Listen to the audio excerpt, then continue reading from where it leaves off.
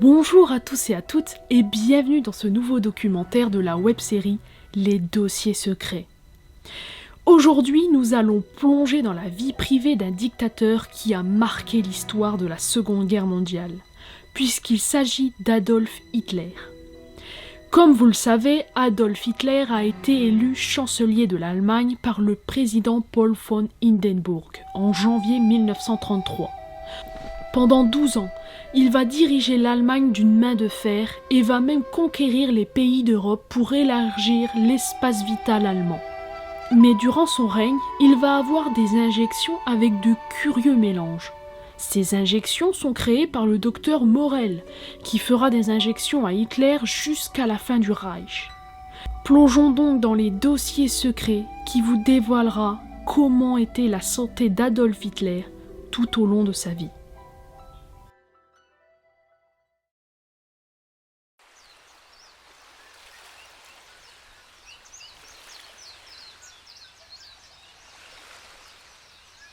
Tout le monde connaît Adolf Hitler, le SDF qui voulait devenir artiste peintre. Après la Première Guerre mondiale, il espionne des groupes politiques pour l'armée allemande, sans se douter qu'il va se lancer à son tour dans la politique qui révélera son talent d'orateur. Mais dans l'intimité, Adolf Hitler subit de nombreuses injections de son médecin personnel, le docteur Morel, que l'on voit ici à ses côtés à Berchtesgaden. À la fin de la guerre, Hitler s'invente des armées pour lancer des offensives. Sont-ce ces injections qui l'ont rendu ainsi ? Est-ce qu'Hitler était un drogué ? Nous allons tenter de répondre à cette question.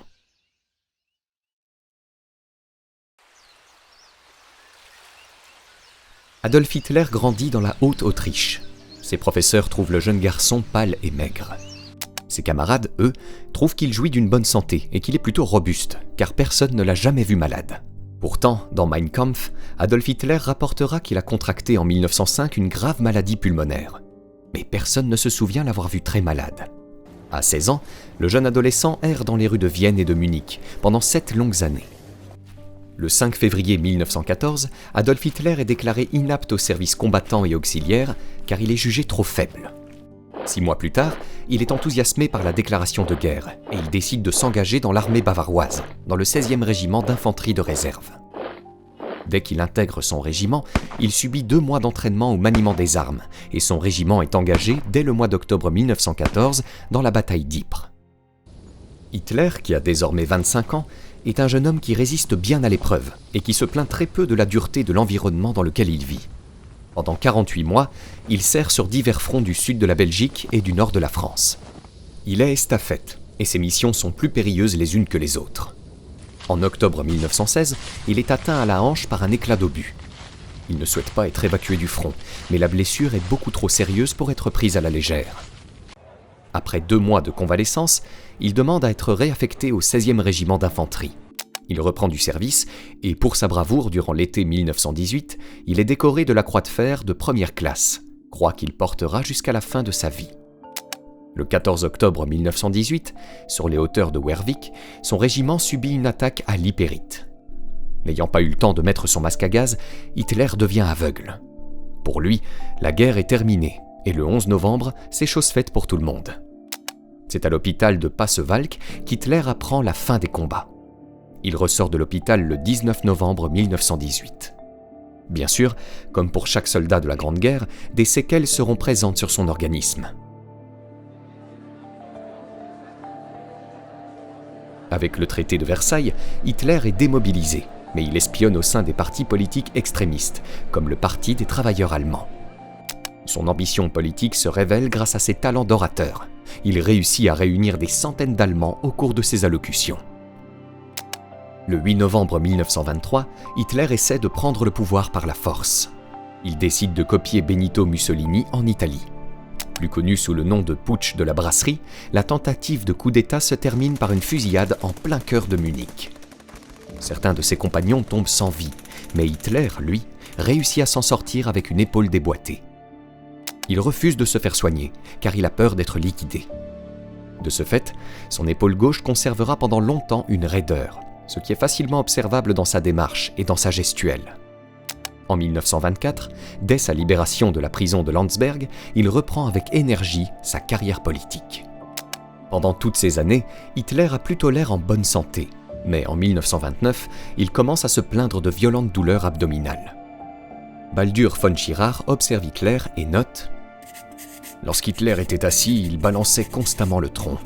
Je crus d'abord que c'était l'expression d'une tension nerveuse, mais il me confia un jour qu'il avait continuellement des douleurs lancinantes dans la région du diaphragme et de l'estomac. Pendant longtemps, Elsa Bruckmann s'efforça en vain de l'amener à voir un médecin. Il avait une peur étrange de se faire examiner. Comme tous les hypocondriaques, il préférait rester assis dans l'incertitude sur ses douleurs réelles ou imaginaires. » Hitler préfère recourir à l'automédication, enfin, dans des conditions plutôt hasardeuses. On ignore aujourd'hui pourquoi, mais certains historiens pensent que c'est en raison de conseils de ses anciens camarades de la Grande Guerre. Il va prendre, pour soulager ses symptômes, du néobalestol, un médicament à base d'huile de fusel et d'alcool isoamylique, qui servait d'antirouille pour les culasses de fusil. Certains militaires avaient déjà parlé de l'alcool isoamylique, qui pouvait calmer les douleurs abdominales. L'industrie pharmaceutique allemande s'est donc empressée de le commercialiser, malgré qu'il ait beaucoup d'effets indésirables, comme des migraines, de la diplopie, des vertiges et des acouphènes. En prenant ce médicament, Hitler ne ressent aucun soulagement. Est-ce dû à l'ingestion de boissons souillées durant les 4 années de guerre ? Eh bien, certains penchent plutôt sur ce que mange Hitler, car il mange n'importe quoi à n'importe quelle heure et il mange rapidement. Beaucoup observent qu'il est courbé en deux au-dessus de son assiette. Beaucoup de ses invités vont même trouver sa façon de manger assez répugnante, car ayant des dents dans un état lamentable, il avale les aliments dès qu'ils sont en bouche, et il ne mâche que très rarement. Il faut rajouter à cela l'incroyable énergie dépensée lors de centaines de discours, et cela ne peut rester sans effet sur ses fonctions métaboliques. Hitler est un homme hypocondriaque, insomniaque et paranoïaque. Il a peur des ascenseurs, de la nuit, de la solitude, de l'immobilité, de la trahison, du tabac, de l'alcool, de l'altitude, de la chaleur, des attentats, des microbes, de l'anesthésie, de la conspiration, du soleil, de la baignade, de la navigation et surtout de l'empoisonnement, comme témoigne Ernst Amstengel qui lui rend visite lors de son 34e anniversaire. Je l'ai trouvé seul dans son petit appartement miteux, entouré de gâteaux empilés du sol au plafond. Il y en avait des quantités, décorés de svatika et d'aigles en crème fouettée, le tout donnant l'impression d'un stand de pâtissier dans une foire de village. Pourtant, Hitler n'avait touché à rien. Même moi, qui suis plutôt amateur de bière et de saucisses, j'en avais l'eau à la bouche, et je lui dis « Eh bien, Herr Hitler, maintenant vous allez pouvoir vous régaler !»« Je ne suis pas du tout sûr qu'ils ne sont pas empoisonnés, » répondit-il. « Mais ils ont tous été envoyés par vos amis et admirateurs, protestai-je. » À quoi il me répondit « Oui, je sais, mais cette maison appartient à un juif, et de nos jours on peut faire s'écouler du poison lentement le long des murs et tuer ses ennemis. En règle générale, je ne mange jamais ici. » Hitler avait peur de mourir d'un cancer, comme sa mère, et il a souvent menacé de se suicider. Même après 1933, Hitler continue à se plaindre de gastrite. Il aura des œdèmes aux jambes et des acouphènes qu'il persistera bien sûr à soigner lui-même. Depuis 1931, Hitler est devenu végétarien. Son régime alimentaire est déséquilibré et avec ses spasmes gastriques, il a énormément de flatulences. Pour ne plus avoir tous ces symptômes, il va s'administrer des cachets commercialisés sous le nom d'antigaspillen, qu'il prend pour des comprimés de charbon, mais qui contiennent en réalité de la strychnine et de l'atropine. Suite à sa prise du pouvoir, ses nombreuses obligations de chancelier face au président Hindenburg, la nuit des longs couteaux et la remilitarisation de la Rhénanie, Hitler voit son niveau de stress s'aggraver et il a de plus en plus de spasmes abdominaux. L'architecte Albert Speer se souvient. Il interrompait souvent une réunion en raison de ses douleurs gastriques, qui l'obligeaient à se retirer pour une demi-heure ou davantage, voire à ne pas revenir du tout. Il se plaignait aussi d'une production anormale de gaz, de douleurs cardiaques et d'insomnie. Son médecin personnel, le Dr Brandt, un jeune chirurgien, tentait de le persuader de se laisser examiner par un éminent spécialiste en médecine interne. Nous soutenions cette proposition. Des noms de praticiens célèbres étaient avancés et l'on échafaudait des plans pour faire procéder discrètement à l'examen, par exemple dans un hôpital militaire où le secret pouvait être le plus aisément assuré. Mais pour finir, Hitler se dérobait à chaque fois, en disant qu'il ne pouvait se permettre d'être perçu comme malade. Cela ne pourrait qu'affecter son image politique, surtout à l'étranger. Pour autant que je sache, il n'a jamais été sérieusement examiné à l'époque, mais il a traité ses symptômes conformément à ses propres théories, ce qui, du reste, s'accordait parfaitement avec son penchant inné pour l'amateurisme. En 1936, le docteur Theodor Morell, un dermatologue installé à Kurfürstendamm et qui a soigné avec succès le photographe Heinrich Hoffmann, est conseillé à Hitler. Pourtant, Morell a une mauvaise réputation dans le milieu médical. Il prodigue des traitements très peu recommandables. Il est bien portant et, comme certains diront plus tard, le docteur Morell est repoussant, mais il a toujours réussi là où ses confrères ont échoué. Son premier exploit sera de surmonter la défiance du Führer. Le deuxième étant de lui faire accepter une cure à base de ferments naturels, conçue pour renouveler sa flore intestinale. Ce genre de traitement est expérimental, mais quelques mois après l'absorption d'une préparation nommée Mutaflore, avec de nombreuses injections de vitamines, d'hormones, de dextrose, d'extraits de foie de bœuf et de bien d'autres choses, les spasmes d'Hitler se calment et ses œdèmes aux jambes disparaissent. Reconnaissant, Hitler l'engage comme médecin personnel. Les deux autres médecins, les docteurs Brandt et von Hasselbach, considèrent Morell comme un charlatan. La suite des événements va leur donner raison. En 1937, les spasmes d'Hitler reprennent. Ce dernier est persuadé d'avoir un cancer de la gorge. En réalité, ce n'est qu'un polype bénin sur une corde vocale, excisé sans complications par un chirurgien ORL de renom, le professeur von Eichen. En raison du retour des crampes d'estomac, Hitler redoute un cancer gastro-duodénal. Pour lui, il mourra jeune, tout comme sa mère, et le temps lui est compté. Il souhaite réaliser au plus vite ses projets. Il pense tellement qu'il va bientôt mourir qu'il déclare lors d'une réunion en octobre 1937 « Il est impératif de régler les problèmes qui doivent l'être dès que possible, de mon vivant. Les générations futures n'en seraient plus capables. Moi seul suis en mesure de le faire. » En novembre de la même année, Hitler organise une réunion à la chancellerie du Reich avec von Blomberg, von Fritsch, Göring, Raeder et von Neurath pour parler de l'agrandissement de l'espace vital allemand. Lors de cette réunion, il ne cache pas qu'il ne sera peut-être plus là pour voir cela en Europe, car la grande attaque est prévue entre 1943 et 1945. Il a tellement cette crainte de mourir qu'il rédige l'année suivante son testament. Après l'Anschluss et l'invasion de la Tchécoslovaquie, il dit devant tous les responsables militaires le 22 août 1939 « Pour l'essentiel, tout dépend de moi et de mon existence, du fait de mes dons politiques.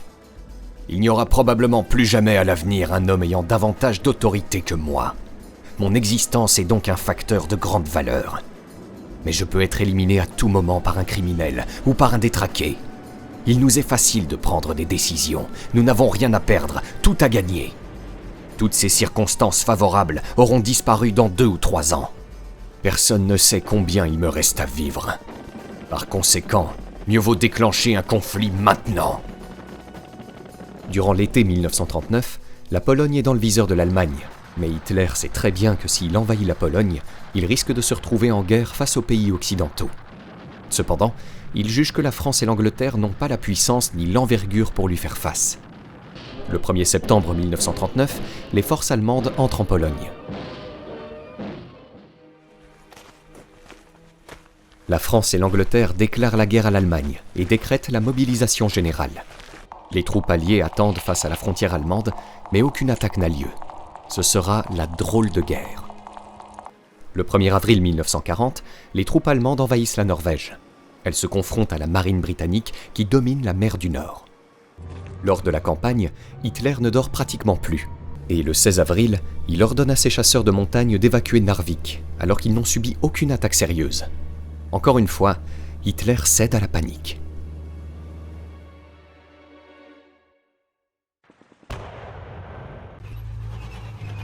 Le 10 mai 1940, les opérations militaires reprennent. Cette fois, l'objectif est la France. Hitler souhaite suivre les opérations militaires dans des postes de commandement installés aux frontières dans le nord de la France.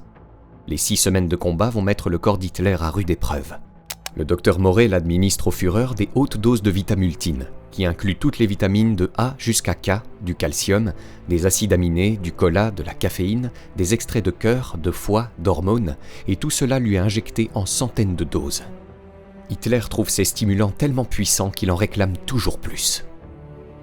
Il va tout diriger, jusqu'à rencontrer Molotov, Pétain, Franco et Mussolini.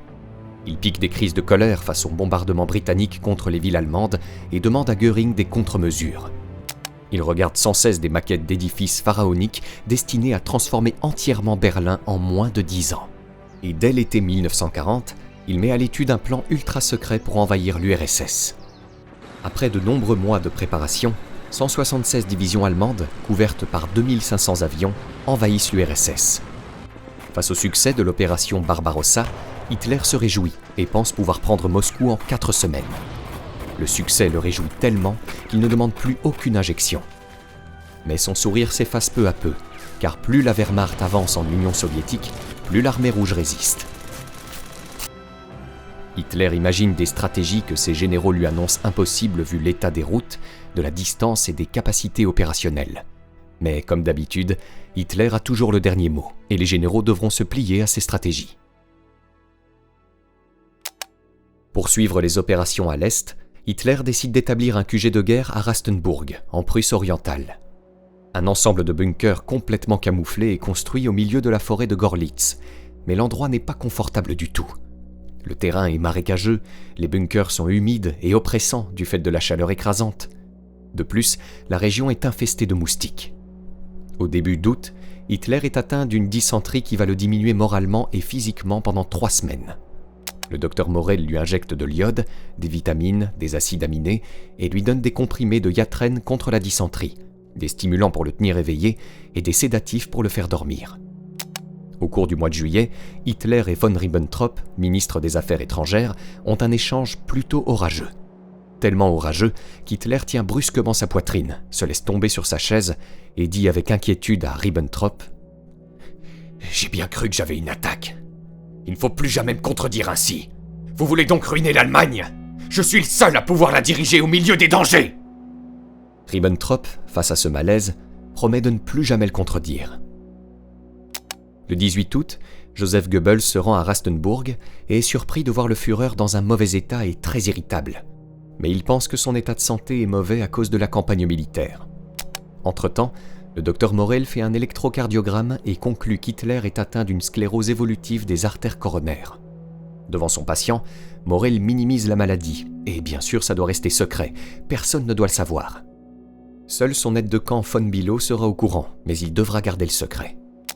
Pour ce genre de maladie, le repos le plus complet est généralement indiqué. Mais pour Hitler, cela est impossible, car il veut définir la stratégie générale, il veut intervenir dans les tactiques militaires, il se penche pendant de longues heures sur ses cartes pour déterminer la meilleure stratégie. Hitler ne dort pas avant 5 heures du matin, et quand il se couche, il ne parvient même pas à trouver le sommeil. Il ne supporte plus ses acouphènes, il a des migraines et des crampes d'estomac. Le docteur Morel est une nouvelle fois sollicité. Son cocktail de préparation s'enrichit encore. Du bromnervacite, de l'eucodal, de l'optalidon, de l'eupavérine pour les nerfs, du cardiazole, du diginaline et coramine pour le cœur, du dolantin pour les spasmes, de l'euflate, de l'huile de ricin et pilule de Custer pour le météorisme abdominal, du calomel et mithylax pour la constipation, de l'eupavérine pour les coliques, du terstoviron pour l'insuffisance hormonale, de l'ultraseptile pour les refroidissements, du luminal pour les insomnies, du glyconorme et vitamultine pour donner de l'énergie, de l'orchicrine et prostacrine pour l'impuissance, du mutaflore pour régénérer la flore intestinale et des sangsues pour les maux de tête. Ce mélange d'injections a un effet stimulant sur Hitler, mais pour son entourage, il incarne à lui seul une pharmacie.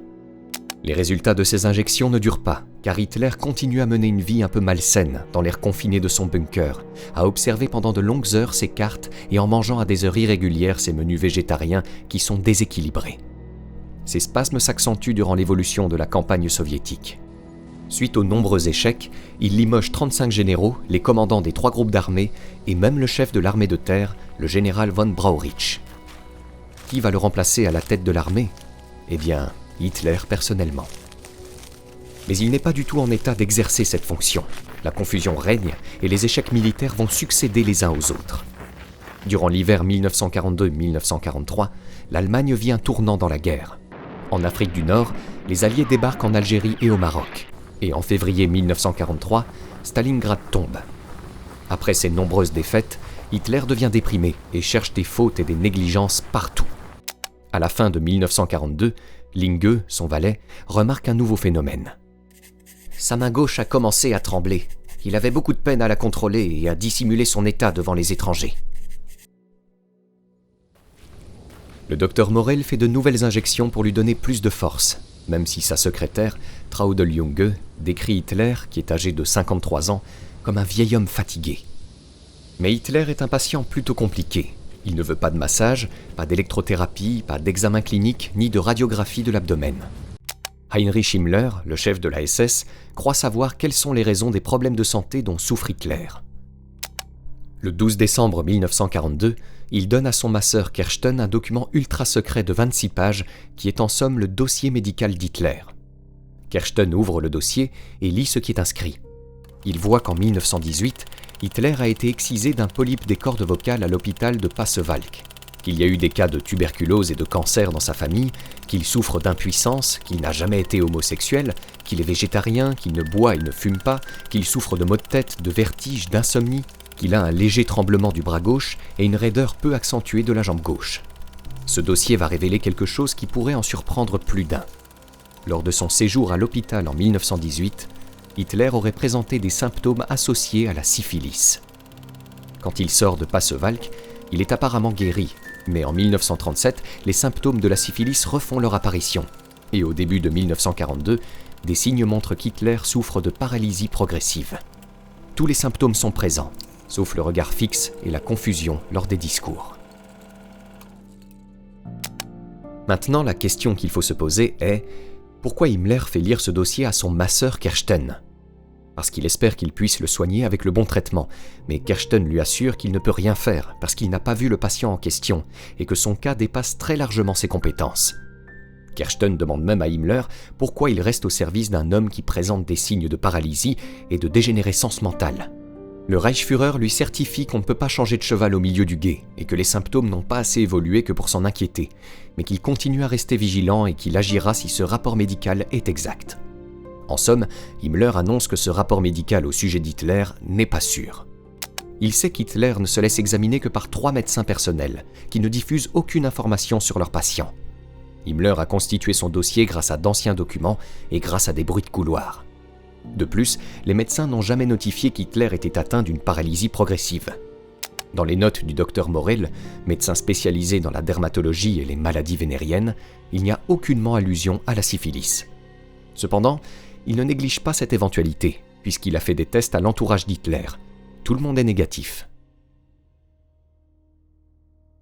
Au printemps 1943, l'état physique d'Hitler est passablement délabré. Berlin ne lui offre pas de repos, puisqu'elle est désormais en proie aux bombardements alliés.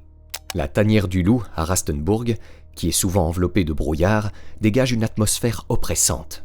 Et Berchtesgaden est un endroit qui ne convient pas tellement à un patient qui a des problèmes coronariens. C'est pour ça qu'Hitler se déplace du nord au sud de l'Allemagne, mais également vers l'est, dans son QG ukrainien de Vinitsa, par exemple. Le témoignage du 17 février d'Alexandre Stahlberg, l'officier d'ordonnance du maréchal von Manstein, à Zaporojie, montre à quel point le physique d'Hitler change au fil des mois et des années. « J'ai été effrayé par son apparence. Sa peau était jaunâtre et flasque. Il n'était pas rasé et les revers de sa jaquette d'uniforme grise étaient couverts de taches, visiblement des reliefs de repas. Son attitude corporelle m'a frappé. La tête semblait pendre en avant des épaules, tandis que le ventre ressortait énormément. Hitler paraissait épuisé et même malade. Les muscles de ses mâchoires étaient animés d'un perpétuel mouvement de masticage, de plus en plus rapide, et son regard restait fixé sur un seul endroit, bien que le maréchal indiquât de nombreux points sur la carte. Le lendemain, lors d'une conférence stratégique, Stahlberg est surpris de voir Hitler en pleine forme, comme s'il était guéri de tous ses symptômes. Nul doute que le docteur Morel a fait des miracles avec ses injections, mais leurs effets ne durent pas éternellement. Le 13 mars, lors de son déjeuner avec les officiers supérieurs du groupe d'armée centre à Smolensk, tous remarquent qu'il a beaucoup vieilli en un temps très court, et certains observent qu'Hitler fait goûter ses plats au docteur Morel, de peur qu'il ne soit empoisonné. Mais en coulisses, le docteur Morel continue ses injections, et son journal porte l'inscription « Injection comme toujours ». Entre 1941 et 1945, le Führer aura eu plus de 800 injections, effectuées dans des conditions d'hygiène pas très recommandables, avec des aiguilles qui cassent ou se tordent, et Hitler souffrira de réactions allergiques aux extraits de foie ou à certains calmants. À la mi-août 1943, l'Allemagne perd la bataille de Koursk, et au même moment, les Alliés progressent en Sicile. Cette progression provoque la chute de Mussolini, et l'armée italienne ne suit plus les plans d'Hitler. Face à ces nouveaux problèmes, sa santé ne s'améliore pas. Il a des insomnies, des pics de tension, des spasmes gastriques et intestinaux, de la bronchite chronique, une cystite et une augmentation des tremblements de la main gauche.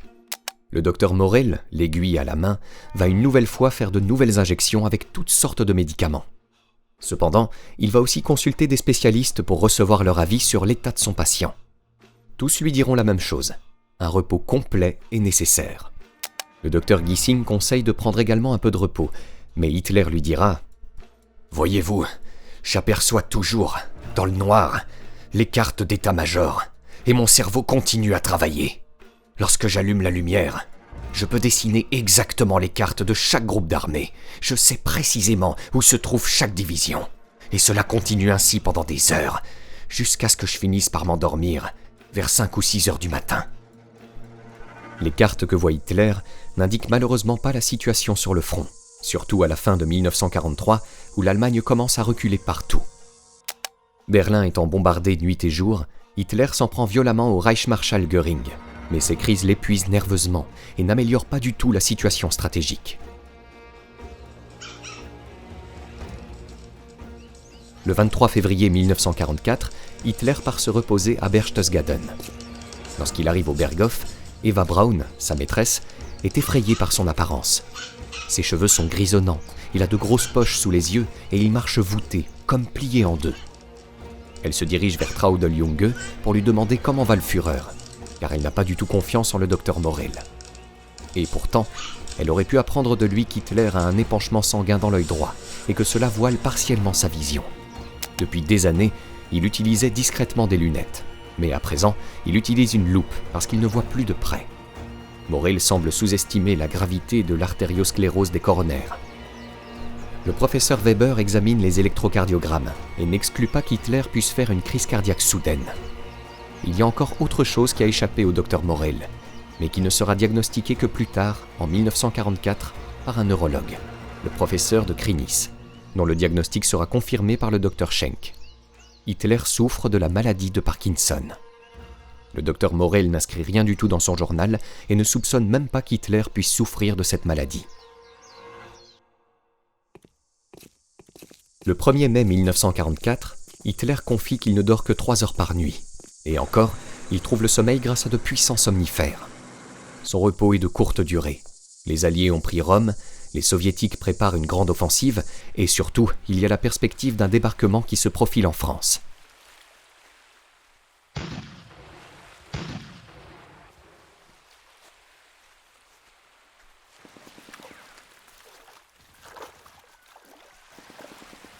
« 6 juin 1944. On connaît tous l'histoire du somnifère pris par Hitler et le fait qu'il avait donné l'ordre de ne pas le réveiller. Le 16 juin, Hitler se rend à Margival pour une conférence avec Rommel et von Rundstedt. Lors de cette conférence, les deux officiers se montrent pessimistes, ce qui met le Führer hors de lui. Et pourtant, les maréchaux ont raison. Avec le peu de moyens disponibles, il n'est plus possible de rejeter les Alliés à la mer. Le 22 juin, à l'Est, l'opération Bagration est déclenchée. Hitler s'aperçoit que l'Allemagne est prise en étau, mais il ne montre pas son inquiétude à ses proches. Bien au contraire, il ne veut aucun repli et continue à limoger des commandants des groupes d'armées centre et nord, puis prend à partie le chef d'état-major Zeitzler, qui est coupable, selon lui, d'avoir essayé de changer sa stratégie. Le 20 juillet 1944, au QG de Rastenburg, les responsables militaires sont réunis autour d'Hitler et font part des mauvaises nouvelles sur le front de l'Ouest et de l'Est. Mais Hitler est toujours optimiste et croit en un renversement de situation. Ce jour-là, une bombe placée par le colonel von Stauffenberg explose dans le baraquement où se tient la conférence, faisant 3 morts et 20 blessés.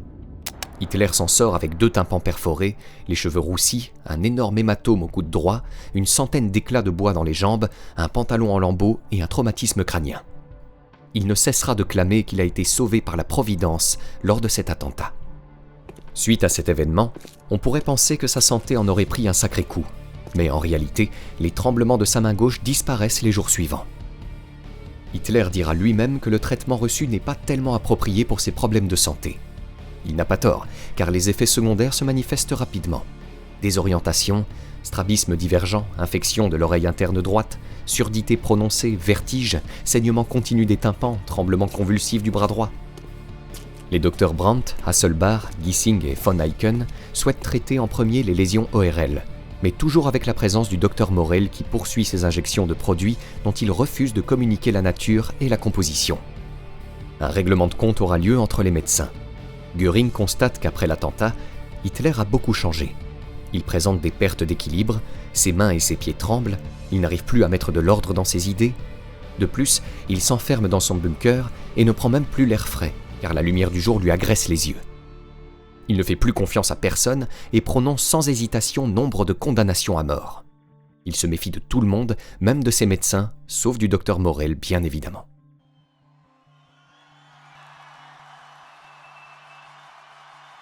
En août, il passe ses après-midi et ses soirées en conférence et prend connaissance de l'évolution de la situation à l'ouest, où il apprend que Paris a été libéré par les Alliés et qu'un débarquement a eu lieu en Provence. Mais Hitler voit sa santé se dégrader de jour en jour. Il ne maîtrise plus tellement ses tremblements. Il mange le moins possible pour éviter les crampes d'estomac. Il éprouve de fortes sensations de soif.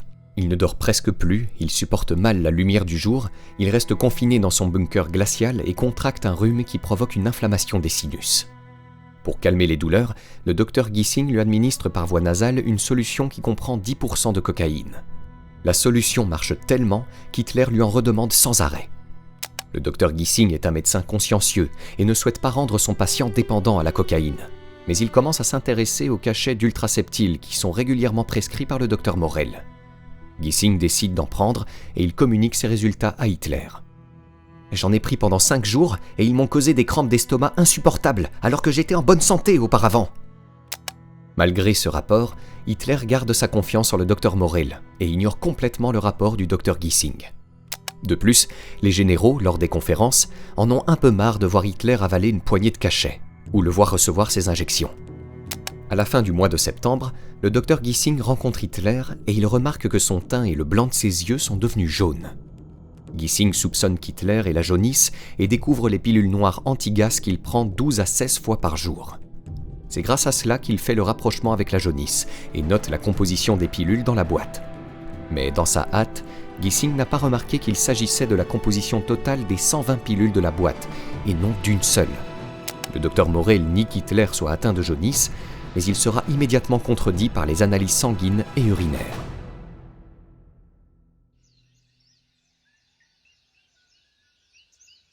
Le 30 septembre 1944, les docteurs Gissing, Hasselbalch et Brandt décident de s'attaquer à Morel. Brandt décide de parler ouvertement du docteur Morel et de ses injections miracles, tandis que Gissing informe Heinrich Himmler et qu'Hasselbalch va parler de ce qui se passe à Martin Bormann. Malheureusement, il va se heurter à un mur. Hitler assure qu'il consommait déjà ses pilules avant de connaître Morel et assure qu'il y a un malentendu. Bormann, lui, prend cette affaire à la légère et dira qu'il va en parler à Morel. Et Himmler, quant à lui, ne cache pas qu'il aimerait bien s'en prendre au docteur Morel, mais tant qu'Hitler lui réserve ses faveurs, il ne peut rien faire. Bormann s'allie à Himmler pour renvoyer les docteurs Brandt, Hasselbalch et Gissing. Le docteur Morel est désormais le seul maître sur le terrain, mais sous la surveillance du docteur Stumpfegger, le chirurgien particulier d'Himmler. Actuellement, en ce début de mois d'octobre, Hitler est cloué au lit à cause de la jaunisse.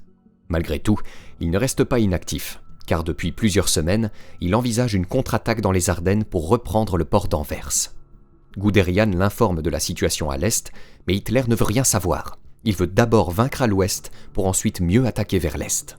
Son entourage remarque que pendant la préparation de la contre-offensive dans les Ardennes, les maux dont souffre Hitler s'apaisent comme par enchantement.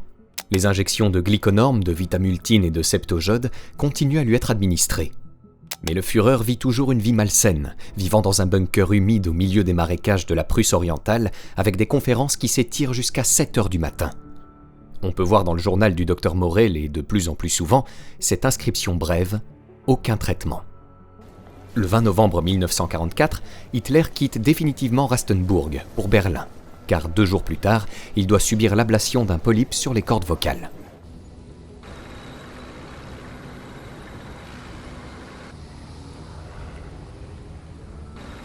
Le 16 décembre 1944, l'offensive dans les Ardennes débute. La surprise est totale et la plus grande confusion règne au sein du camp allié. Hitler, qui a établi son QG au nid d'aigle de Ziegenberg près de Bad Nauheim, savoure déjà son triomphe et le docteur Morel note dans son journal Le Führer est bien portant. Pouls 72, tension 145, ne se plaint toujours de rien, sommeil satisfaisant sans somnifère, l'appétit reste bon. Mais Hitler s'est une nouvelle fois réjoui trop tôt. En raison du mauvais état des routes, de la destruction des ponts et du manque de carburant, l'armée allemande n'est plus à l'offensive. Les Alliés se ressaisissent et encore une fois, l'armée allemande bat en retraite. Hitler ne s'avoue pas vaincu. Il décide de mener une nouvelle offensive en direction du nord-est de l'Alsace pour atteindre Strasbourg. Le jour de l'an 1945, la contre-attaque est stoppée bien avant Strasbourg. Hitler refuse encore de reconnaître sa défaite. Ses symptômes de tremblements convulsifs, de météorisme et d'hypertension reviennent.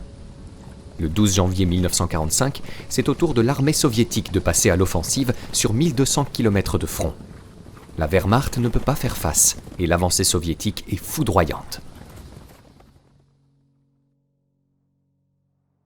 Le 16 janvier 1945, Hitler quitte le Nid d'Aigle pour revenir à Berlin. Ses ordres commencent à manquer de cohérence et il ne veut entendre parler d'aucune retraite. Les généraux coupables d'avoir ordonné des replis tactiques sont immédiatement limogés et le commandement d'armée de la Vistule est confié à Heinrich Himmler, qui n'a aucune expérience militaire. À Berlin, la chancellerie est dévastée par les bombardements. Hitler transfère ses appartements privés dans le bunker enterré sous le parc de la Wilhelmstrasse, face au ministère des Affaires étrangères et à l'ancienne chancellerie. Il est suivi par ses aides de camp, ses gardes SS, Martin Bormann et le docteur Morel, qui lui fait toujours de nombreuses injections. Pour éviter les conjonctivites, Morel prescrit des gouttes à base de cocaïne, et il fait même des saignées pour faire baisser la tension d'Hitler. Les autres médicaments continuent à lui être administrés, car le patient lui-même le demande. Le 24 février 1945, il reçoit une dernière fois les Gauleiter à la chancellerie. Le Gauleiter Baldur von Schirach se souvient. À l'entrée de la chancellerie, des officiers SS nous demandèrent nos ceinturons et pistolets. Depuis l'attentat du 20 juillet 1944, Hitler se méfiait même de ses plus anciens camarades du parti. Personne ne pouvait pénétrer armé dans son domaine. Nous attendîmes Hitler dans la salle des mosaïques. L'une des immenses portes s'ouvrit et Hitler entra dans la salle, accompagné de Bormann et de Goebbels. Un homme brisé. Avec peine, le dos voûté, il vint vers nous.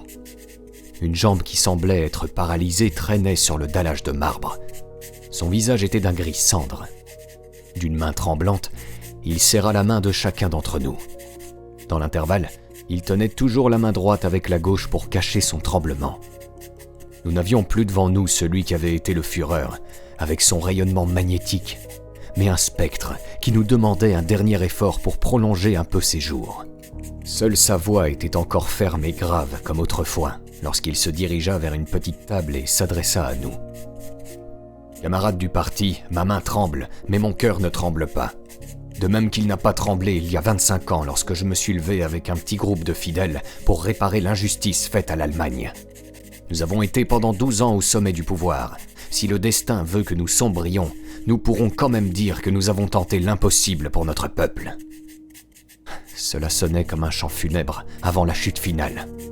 Mais Hitler sembla ne pas vouloir en rester là. Il dit soudain « Mais si nous nous montrons tous, chacun à son poste, très braves, et si nous combattons jusqu'à la dernière limite, le destin peut encore tourner. » Hitler va en profiter pour parler des nouvelles inventions, comme l'avion à réaction, les nouveaux sous-marins et les armes secrètes terrifiantes qui seront capables d'inverser le cours de la guerre. Lors de cette conférence, certains membres de l'entourage d'Hitler ont confirmé que le Führer était plié en deux, qu'il était incapable de retenir la bave qui coulait de ses lèvres et qu'il ne savait même pas porter un verre d'eau à sa bouche sans le renverser. Certains pensent qu'il était la victime de la médication forcenée du docteur Morel. D'autres ont prétendu qu'Hitler était délabré physiquement à cause des années du surmenage nerveux, physique et psychologique, bien qu'il arriva malgré tout à faire un discours enflammé pendant 1h30 grâce aux vitamines, aux hormones et aux stimulants du docteur Morel. Lors d'une conférence pour expliquer la situation sur le front, Gerhard Bolt, premier officier d'ordonnance du chef d'état-major Guderian, est présenté à Hitler, et son témoignage encore une fois ressemble à d'autres, qui évoquent le physique métamorphosé d'Hitler. Lentement, fortement voûté, à petits pas, le Führer s'avance au-devant de moi. Sa poignée de main est molle, sans force. Sa tête vacille légèrement, son bras gauche pend comme paralysé, et la main est agitée par un tremblement continuel. Ses yeux ont un éclat indescriptible qui donne une impression d'angoisse quasi inhumaine. Son visage et les poches sous les yeux indiquent la fatigue, l'épuisement. Ses mouvements sont ceux d'un vieillard. Cette accumulation de symptômes, tremblements de main, raideur d'une jambe, importants troubles digestifs, position constamment penchée en avant, piétinement, bras inertes à la marche, écoulement de bave, yeux vifs dans un visage figé, insomnie, intolérance à la chaleur, maux de tête et œdème des membres inférieurs, sont des symptômes de la maladie de Parkinson. Le neurologue, qui l'a observé de loin, a très clairement vu qu'il en était atteint.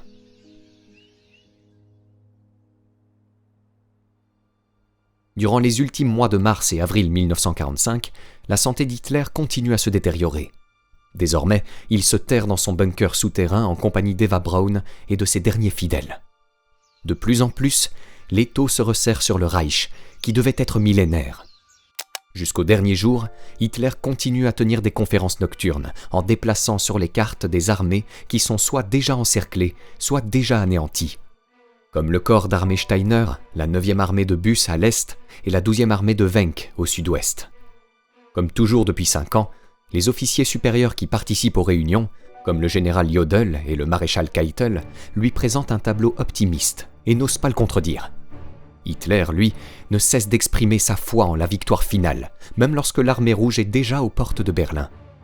Il va sans cesse rechercher des boucs émissaires face aux échecs de ses stratégies et dira que ce sont des traîtres, des incapables ou des lâches.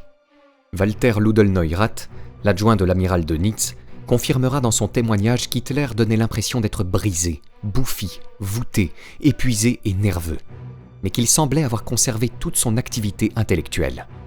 En effet, il a toujours une bonne mémoire et un raisonnement, mais il observe que ses anciens acolytes commencent à déserter. Albert Speer, par exemple, qui lui annonce qu'il n'a pas obéi à son ordre de pratiquer la politique de la terre brûlée face à l'avance ennemie. Il ne prendra aucune sanction contre lui. À 2 reprises, Hitler cède au découragement. La première fois le 22 avril, lorsqu'il comprend enfin que ses exercices de stratégie théorique devant les cartes ne servent à rien et qu'il sera impossible d'arrêter les 2,5 millions de soldats soviétiques avec moins de 200 000 hommes épuisés et sous-équipés. D'après l'aide de camp Schaub, sa foi presque inimaginable en une providence qui, ayant permis son ascension, ne pouvait donc l'abandonner, s'écroula d'un coup. « La guerre est perdue, dit-il. J'abandonne. Mes généraux m'ont menti et m'ont trahi. Tout cela n'a plus de sens. » C'est à ce moment-là qu'il ordonne à Schaub de brûler tous ses papiers, à Berlin comme à Berchtesgaden. Le lendemain, il va de nouveau faire une crise de rage, en recevant un télégramme de Göring qui lui propose de le remplacer à la tête du Reich. Hitler, en colère, va faire allusion au suicide. Il hésite à transférer les centres de commandement car il y a une menace de voir l'Allemagne coupée en 2. Alors, il confie l'autorité militaire suprême du nord de l'Allemagne à l'amiral Dönitz. Pour ce qui est du sud de l'Allemagne, Hitler fait comprendre à plusieurs reprises que c'est lui qui commandera cette zone. Il changera plusieurs fois d'avis, mais finalement, il décide de rester dans sa forteresse pour diriger la défense de Berlin et mourir en combattant. À la fin du mois d'avril, il dicte son testament à sa secrétaire Traudl Jung. Dans sa pièce minuscule qui se situe près de la porte de secours, au beau milieu des poussières de béton, des odeurs de sueur, de la fumée de tabac, de soufre, de diesel et de toilettes bouchées, le docteur Morel, sous le bombardement de l'armée rouge, continue à soigner le Führer. Les médicaments sont de plus en plus difficiles à trouver, mais face au tremblement de son patient, il introduit dans son traitement un anticholinergique Homburg 680, traitement du Parkinson. Pendant 1 semaine, il monte progressivement les doses, en plus des somnifères et une injection pour soigner l'insuffisance cardiaque. Au soir du 21 avril, rien ne s'est passé comme prévu. Je voulais lui faire une nouvelle injection, mais il m'a retenu, s'est mis en colère, et m'a dit qu'il savait bien que je voulais lui administrer de la morphine. Il était bien conscient, m'a-t-il dit, du fait que ses généraux voulaient l'endormir pour l'amener de force à Berchtesgaden. Le docteur Morel lui assure que c'est un traitement pour ses tremblements et qu'il n'a aucune information sur un complot en cours. Hitler se met à crier « Vous me prenez pour un idiot ? Je vous ferai fusiller ! En fait, faites comme si vous ne m'aviez jamais vu. Enlevez votre uniforme, mettez-vous en civil, et vous serez à nouveau le médecin de Kurfürstendamm !» Le surlendemain, Morel quitte définitivement le bunker et parvient à gagner Munich. Il laisse derrière lui un patient dépressif, surexcité, menaçant et suicidaire dès qu'il a de nouvelles informations de la situation sur le front. Le 25 avril 1945, Berlin est entièrement encerclé par l'armée rouge. Les Américains et les Soviétiques font leur jonction sur l'Elbe à Torgau. Depuis des semaines, Hitler ne cesse de dire qu'il ne tombera jamais vivant aux mains des Soviétiques, et il a prévu de se soustraire à la capture le moment venu. Le docteur Stumpfegger prend le relais pour administrer le Homburg 680, qui passe de 7 à 12 gouttes. Mais ce traitement n'a aucun effet sur les tremblements spasmodiques d'Hitler, qui ne marche plus que quelques minutes, le corps poussé en avant, une jambe traînant en arrière, avec un équilibre instable qui l'oblige à s'asseoir tous les 30 mètres. Joseph Goebbels s'installe dans la petite pièce qu'occupait le docteur Morel, et avec Martin Bormann, Axmann et le chef d'état-major Krebs, ils forment le dernier carré des fidèles du Führer. Tous les autres sont en service commandé pour le Reich, comme Keitel, Jodl ou Dönitz, et certains sont partis se mettre en sécurité, comme Rosenberg, Göring ou Himmler. Le 28 avril, Hitler explose de rage quand il reçoit le télégramme d'Himmler qui lui annonce qu'il a fait des tentatives de négociation avec les Alliés. Pour lui, Himmler est devenu un traître, et toutes les personnes qui travaillent avec Himmler sont des suspects. Le premier est Hermann Fegelein, le représentant d'Himmler au QG d'Hitler, qui est fusillé pour la trahison de son chef. Le docteur Stumpfegger est dans la SS. Il sera soigneusement mis à l'écart, car Hitler pense qu'Himmler souhaite l'enlever pour le livrer à l'ennemi, ou alors que les fioles de poison qu'il a données à toutes les personnes présentes dans le bunker ne sont que de l'eau colorée. Les dernières 48 heures de la vie d'Adolf Hitler ne sont plus un secret pour personne. Il improvise un mariage avec Eva Braun et rédige son testament. Le soir du 29 avril, il ordonne à Jodl de s'informer de la progression des 9e et 12e armées. Le 30 avril, à 3 heures du matin, Keitel informe que plus aucune force de secours n'est en mesure d'avancer sur Berlin. Le général Weidling participe à la dernière conférence en expliquant à Hitler que les forces allemandes ne tiendront plus longtemps. Hitler paraît calme. Il ordonne la destruction de tous ses effets personnels, puis donne à son aide de camp Gunsch les dernières instructions quand il découvrira la dépouille de son épouse et de lui-même pour éviter qu'elle ne soit exposée dans un musée de cire à Moscou. Après un bref repas en compagnie des 2 secrétaires Gerda Christian et Traudl Junge, il prend congé de son personnel et des derniers fidèles restés à ses côtés. Toujours penché en avant, le bras gauche dissimulé derrière le dos, le regard vide, il tend à tous une main molle, dévisage chacun des personnages devant lui. Mais en réalité, il ne voit plus personne. À 15h30, les tanks soviétiques ne sont plus qu'à 100 mètres de la forteresse d'Hitler, et celui-ci s'enferme dans son bureau en compagnie de son épouse. Celle-ci absorbe une des ampoules de cyanure, tandis qu'Hitler porte un pistolet 7,65 mm à sa tempe, et en même temps qu'il croque une capsule de cyanure, tire.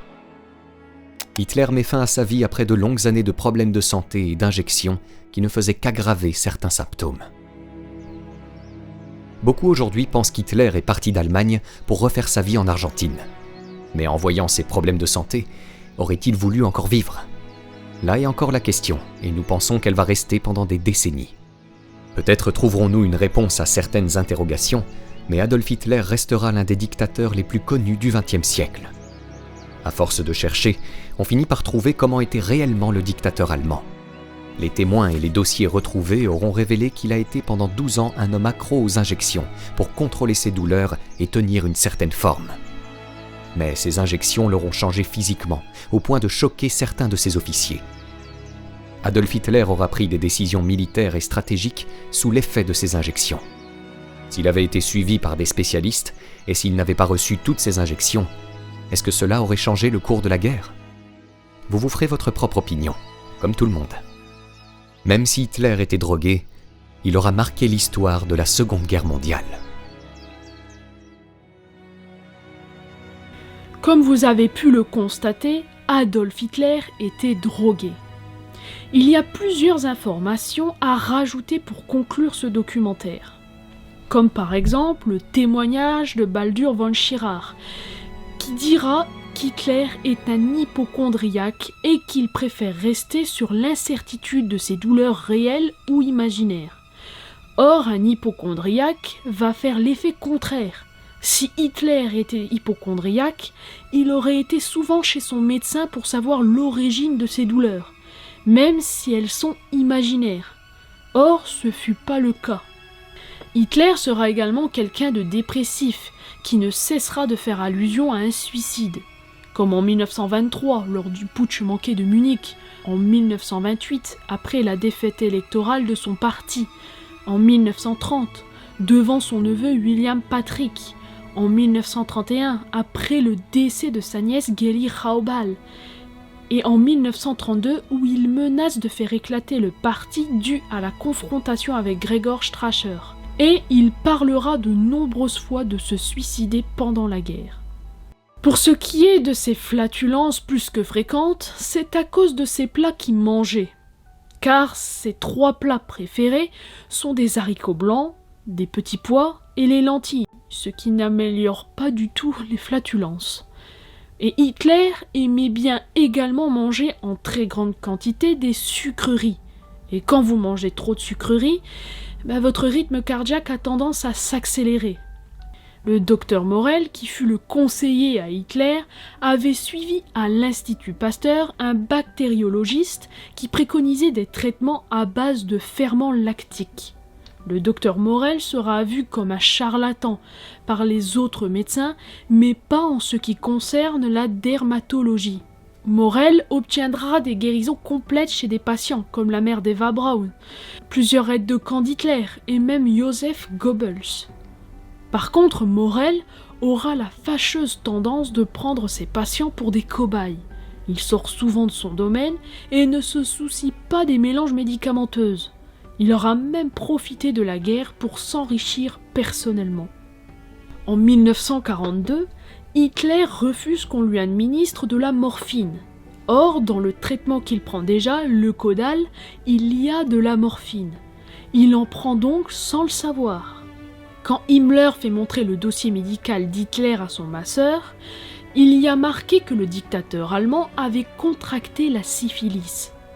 Or, Hitler n'a jamais eu la syphilis, car il n'avait pas tellement de relations intimes avec des femmes, voire il évitait d'en avoir et il n'était pas non plus homosexuel. Donc Himmler s'est fait tromper par ses propres informateurs. À Smolensk, quand les officiers ont vu le docteur Morel goûter ses plats, ils ont été un peu surpris. En réalité, c'est parce qu'il a échappé 2 fois à la mort quand il était à Smolensk. Le général von Tresckow souhaite abattre Hitler durant le déjeuner. Mais il y avait renoncé car Hitler portait un gilet pare-balles et Himmler ne l'accompagnait pas. Et il y a aussi le paquet d'explosifs déposé dans la soute de son avion lors de son voyage retour. Ce qui explique la méfiance d'Hitler quand il se rend à Smolensk. En avril 1945, au sein du bunker, tout le monde s'est mis à fumer à côté d'Hitler. Or, il n'aimait pas la fumée de cigarette ni l'alcool. Dans le bunker en 1945, la fin approchant, tout le monde commençait à ne plus respecter cette règle. Il y avait de la beuverie et le bunker était ravagé par la fumée de cigarettes. Mais Hitler ne disait rien, ce qui étonna les officiers qui ont toujours connu Hitler pointilleux sur ces sujets, ce qui prouvait qu'Hitler avait énormément changé. Mais Hitler n'a jamais eu d'insuffisance cardiaque. Jusqu'à la fin, le docteur Morel lui aura injecté des médicaments qui ne servent à rien, puisqu'elles feront plus d'effets indésirables que de bien, puisqu'il n'était pas atteint de la bonne maladie. Après le départ du docteur Morel et l'éloignement du docteur SS Stumpfegger, suite à la trahison de Heinrich Himmler, il est possible que les symptômes de tremblement d'Hitler ont augmenté, car il n'avait plus ses injections et ses traitements. Donc il y avait à la fin une part de tremblement à cause du manque de médicaments. Mais rien n'est moins sûr, car il était atteint de la maladie de Parkinson, ce qui aurait faussé le manque qu'Hitler devait ressentir à ce moment-là. Mais Hitler n'était pas le seul à être drogué. Il y avait également l'armée allemande, qui prenait de la pervitine pour pouvoir réaliser la guerre éclair. Les Alliés, eux aussi, prenaient des comprimés pour avancer le plus vite possible après le débarquement en Normandie. Car dans les archives américaines, on retrouve une commande passée par le général Dwight D. Eisenhower pour distribuer à tous les corps d'armée qui combattront en France ces fameux comprimés. Je vous en dis pas plus, car ça pourrait bien faire le sujet d'une prochaine vidéo. Après ces petites informations complémentaires, je vais conclure ce documentaire. J'espère qu'il vous aura plu et qu'il vous aura dévoilé de nouvelles choses sur la santé d'Hitler. On se retrouve très prochainement dans un nouveau documentaire qui vous plongera encore une fois dans les secrets de l'histoire. D'ici là, prenez soin de vous et à bientôt.